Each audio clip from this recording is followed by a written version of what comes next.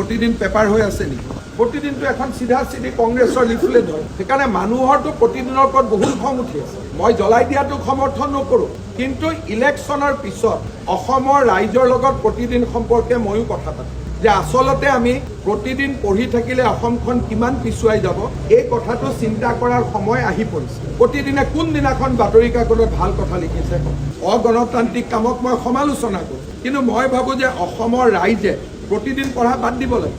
এই অগণতান্ত্ৰিক কাৰ্যৰ বাবে মই একো ব্যৱস্থা নলওঁ। প্ৰতিদিন জ্বলাই দিব পাৰে, প্ৰতিদিন কিবা কৰিব পাৰে, আৰক্ষীত প্ৰতিদিনে কেছ দিয়ক, কিন্তু চিম্পেথি লোৱাৰ সময় প্ৰতিদিনৰ পাৰ হৈ গ'ল। প্ৰতিদিনৰ প্ৰতি এক বিন্দু অসমৰ মানুহৰ সহানুভূতি নাই। আজি মোৰতো শ্ৰাদ্ধই উঠাই থাকে ৰাতিয়ে দিনে, আৰু এতিয়া মোক প্ৰশ্ন সুধি মোৰ পৰা কি চিম্পেথি পাব?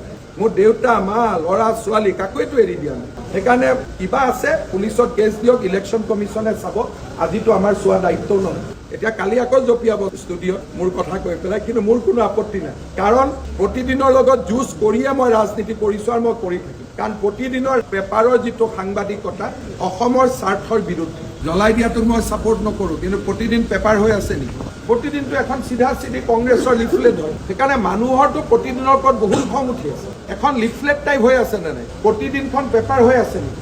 প্ৰতিদিনখন কংগ্ৰেছৰ এখন লিফলেট হৈ আছে। মই জ্বলাই দিয়াটোক সমৰ্থন নকৰোঁ, কিন্তু ইলেকশ্যনৰ পিছত অসমৰ ৰাইজৰ লগত প্ৰতিদিন সম্পৰ্কে ময়ো কথা পাতোঁ যে আচলতে আমি প্ৰতিদিন পঢ়ি থাকিলে অসমখন কিমান পিছুৱাই যাব, এই কথাটো চিন্তা কৰাৰ সময় আহি পৰিছে। প্ৰতিদিনে কোনদিনাখন বাতৰি কাকতত ভাল কথা লিখিছে, এজন যে টকা নোপোৱাকৈ চৰকাৰী চাকৰি পোৱা ল'ৰা এজনৰ জীৱন কাহিনী আজিলৈকে লিখিছে যে এইজন তৰকাৰী বেপাৰী ল'ৰা চৰকাৰী চাকৰি পালে, গতিকে অসমৰ সকলো ল'ৰাই পঢ়িব লাগে, ক'ৰবাত লিখিছে নেকি? গতিকে প্ৰতিদিনৰ ওপৰত মানুহৰ বহুত খং আছে। মই জ্বলাই দিয়া অগণতান্ত্ৰিক কামক মই সমালোচনা কৰোঁ, কিন্তু মই ভাবোঁ যে অসমৰ ৰাইজে প্ৰতিদিন পঢ়া বাদ দিব লাগে। এই অগণতান্ত্ৰিক কাৰ্যৰ বাবে মই একো ব্যৱস্থা নলওঁ, কাৰণ এতিয়া মই প্ৰাৰ্থী এজন, আৰু প্ৰতিদিন জ্বলাই দিব পাৰে, প্ৰতিদিন কিবা কৰিব পাৰে, আৰক্ষীত প্ৰতিদিনে কেছ দিয়ক, প্ৰতিদিনৰ যি ক'ব লগা আছে প্ৰতিদিনে গৈ কওক, কিন্তু চিম্পেথি লোৱাৰ সময় প্ৰতিদিনৰ পাৰ হৈ গ'ল। প্ৰতিদিনৰ প্ৰতি এক বিন্দু অসমৰ মানুহৰ সহানুভূতি নাই। এতিয়া কালি আকৌ জঁপিয়াব ষ্টুডিঅ'ত মোৰ কথা কৈ পেলাই, কিন্তু মোৰ কোনো আপত্তি নাই, কাৰণ প্ৰতিদিনৰ লগত যুঁজ কৰিয়ে মই ৰাজনীতি কৰিছোঁ আৰু মই কৰি থাকিম। কাৰণ প্ৰতিদিনৰ পেপাৰৰ যিটো সাংবাদিকতা অসমৰ স্বাৰ্থৰ বিৰুদ্ধে। শিৱসাগৰত কিয় বেয়া পালে? তাৰমানে এজন কেণ্ডিডেটক গালি গালাজ কৰি লিখিছিলে। পেপাৰে এজন কেণ্ডিডেটক গালি গালাজ কৰে নেকি কওকচোন? পেপাৰে কোনোবা প্ৰাৰ্থীক সমৰ্থন কৰে নেকি? নিশ্চয় কোনোবা এজন কেণ্ডিডেটৰ কথা বেয়াকৈ লিখিছিলে।